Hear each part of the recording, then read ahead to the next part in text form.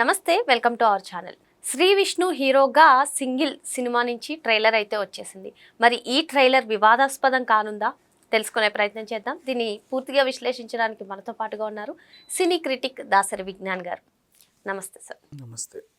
శ్రీ విష్ణు కేతికా శర్మ జంటగా నటించినటువంటి single trailer వచ్చేసింది. ఈ ట్రైలర్ వచ్చిన దగ్గర నుంచి కూడా మంచు విష్ణు ఫ్యాన్స్ అందరూ కూడా ఫైర్లో ఉన్నారని చెప్పవచ్చు. ఏంటి అసలు మంచు విష్ణు ఫ్యాన్స్ ఫైర్ అవ్వడానికి కారణం ఏంటి? అసలు ఆ సింగిల్ ట్రైలర్లో ఏముంది, మీరేమంటారు?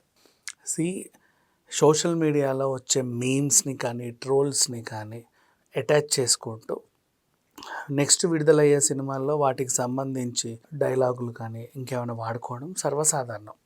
ఇప్పుడు గతంలో గురించి చూసుకుంటే కరోనా టైంలో ఒక ఆయన వచ్చాడు, ఇట్లా క్లాప్స్ కొట్టుకుంటూ ఓహోహో ఓహోహో అంటాడు. అతన్ని ఇమిటేట్ చేశాడు మన రవితేజ రాజా ది గ్రేట్లో. దేంట్లో నెక్స్ట్ కుర్చీ మడత పెట్టి సాంగే వచ్చింది కదమ్మా, అంత పెద్ద హిట్. అండ్ అలాగే వాల్తేరు వీరయ్యలో జంబలక్కడి జారు మిఠాయ చిరంజీవి గారే పాడతారు, నీ లొంగి కడతా చూడు లొంగి కడతా చూడు అని. ఇలా వాడుకుంటారు. మోహన్ బాబు గారు ఇచ్చిన డైలాగ్ ఫసక్ అనేది బాగా ఫేమస్.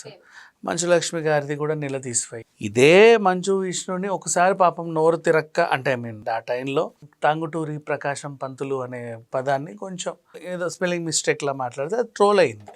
దాన్ని కూడా ఒక సినిమాలో వాడారు.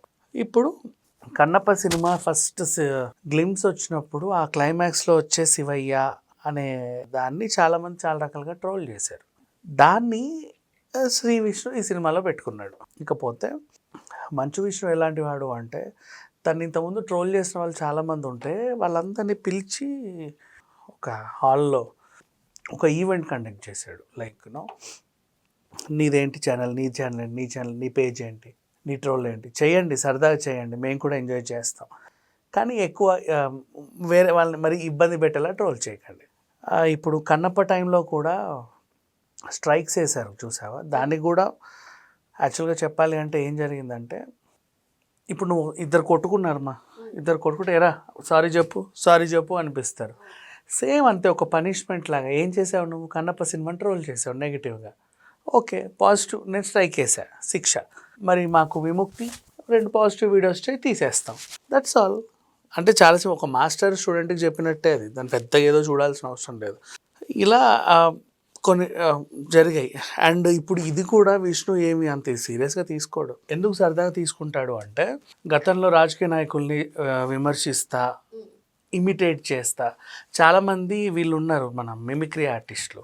వీళ్ళందరూ కూడా వైఎస్ రాజశేఖర రెడ్డి గారు, చంద్రబాబు నాయుడు గారు పిక్నిక్ వెళ్ళిపోయినట్టు, సినిమా హీరోలతో కలిసి ఓడలో వెళ్ళినట్టు, వండర్లా వెళ్ళినట్టు, లేక ఇంకేటో వెళ్ళినట్టు అక్కడ జరిగే సంభాషణలు చాలా ఫన్నీగా చెప్పేవాళ్ళు.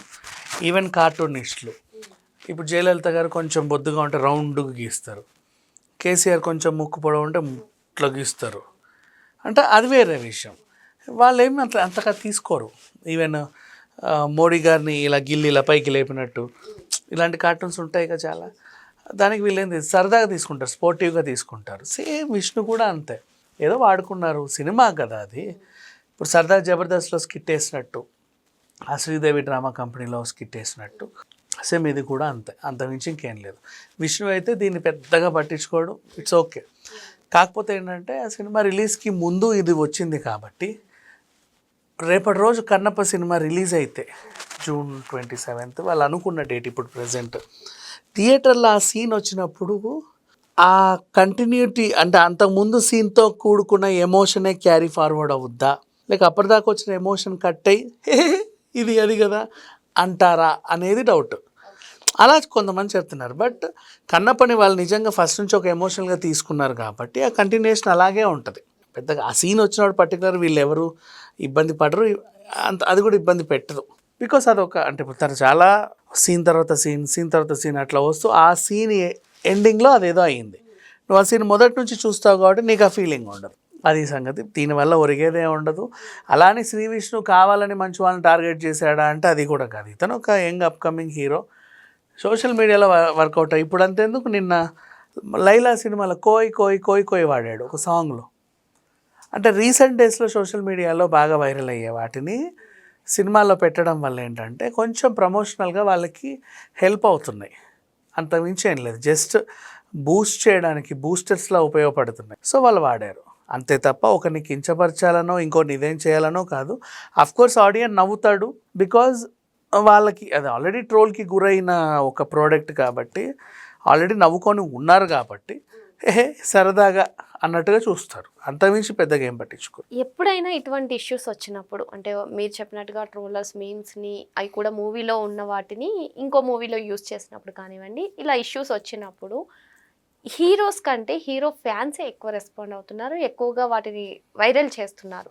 ఏంటంటారు మీరు? కావాలని మా హీరోని కించపరచడానికి చేసావు నువ్వు అని. అది ఎప్పుడు వచ్చిందంటే ఆదిపురుష్ టైంలో, మీరు కొట్టండి గూగుల్లో ఆదిపురుష్ అల్లు అర్జున్ అని కొడితే వస్తుంది. ఒక చింపాంజీని సేమ్ అల్లు అర్జున్ లాగా ఉన్నాడు అని ఎవడో ట్రోల్ చేసాడు. అరే నిజమే కదా, ఇది అల్లు అర్జున్ చేసినట్టుంది, అట్లెట్లా చేస్తారు మా హీరోని అని చెప్పి వాళ్ళందరూ రెచ్చిపోయారు. Prabhas fans versus Allu Arjun fans లాగా కొట్టుకున్నారు కూడా. సో యాక్చువల్గా ఏంటంటే అది ఎవరో ఎక్కడి నుంచో చేశారు, వాళ్ళు ఆ పని చేసిన వాళ్ళకి ఇక్కడ హీరోలు కూడా తెలియదు, కావాలని అలా చేయలే. బట్ అదేంటో కొంచెం అట్లా అయింది. ఇప్పుడు మనుషులు కోతుల నుంచే కదమ్మా పుట్టాము, ఉంటాయి మనం పోలికలు. ఇప్పుడు నా పోలికలో కూడా ఒక చింపాంజీ ఉండొచ్చు, ఏముంది, తప్పే ఉంది. సో ఈ రకంగా చూసుకుంటే వాళ్ళు హట్ అవుతారు. నెక్స్ట్ మళ్ళీ ఇంకొకటి ఉన్నాయి సందర్భాలు బోల్డ్ చెప్పాలి అంటే, వేరే హీరోని ట్రోల్ చేస్తా వీళ్ళు ఉండడం, మాటల్లోనూ కూడా. ఇప్పుడు అంతెందుకు దేవర రిలీజ్ టైంలో కూడా కొరటాల గారికి ఫ్రీ హ్యాండ్ ఇస్తే సినిమాలన్నీ బాగా హిట్ అవుతాయి అన్నారు. ఫ్రీ హ్యాండ్ ఇస్తే అంటే కొరటాల గారికి ఫ్లాప్ ఏముంది, ఆచార్య, ఓహో అంటే అక్కడ ఫ్రీ హ్యాండ్ ఇవ్వలేదా, వీళ్ళందరూ వేలు పెట్టారా, అదో పెద్ద వివాదం అయింది. అంటే వీళ్ళు అనేది ఒకటి, అవతల వాళ్ళు దాన్ని ఇది మా గురించే అన్నారు అని ఆపాదించుకొని హర్ట్ అయ్యే అంశం ఇంకోటి, ఇవి అవుతానే ఉంటాయి. బట్ ఇక్కడ మాత్రం ప్రజెంట్ సింగిల్ అనే సినిమా ఇప్పుడు గీతా ఆర్ట్స్ వాళ్ళది, కావాలని అల్లు అరవింద్ అయితే ఎవరిని పోక్ చేయరు.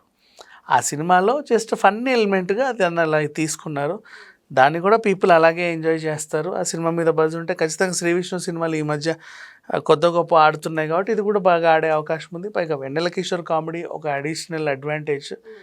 ఖచ్చితంగా కామెడీ పండింది అనుకోండి హిట్ అవుద్ది, కాదని అనలేము. అలా అని ఇది హిట్ అయినంత మాత్రాన ఆ పర్టికులర్ ఎలిమెంట్ని బాగా ట్రోల్ చేస్తా ఇది కన్నప్పని ఇబ్బంది పెట్టడం మాత్రం తప్పు. చేసేవాళ్ళు ఉంటారు, బట్ వీళ్ళ ఉద్దేశం మాత్రం అది కాదు. ఇప్పుడు అంతెందుకు చిరంజీవి గారు జంబలకర్ జారు మిఠాయి పాట పాడాడు. ఆ జంబలకర్ జారు మిఠాయిని ఎంకరేజ్ చేసింది ఎవరు, మంచు ఫ్యామిలీ. అర్థమైందా? అలా అని మంచు ఫ్యామిలీ వాళ్ళ పాటని ఈయన విమర్శించినట్ట కాదు కదా, ఆ సందర్భాన్ని అలా యూటిలైజ్ చేసుకున్నాడు అంతే, అంతమించి ఇంకేం లేదు. మరో అంశంతో మళ్ళీ కలుద్దాం. Thank you.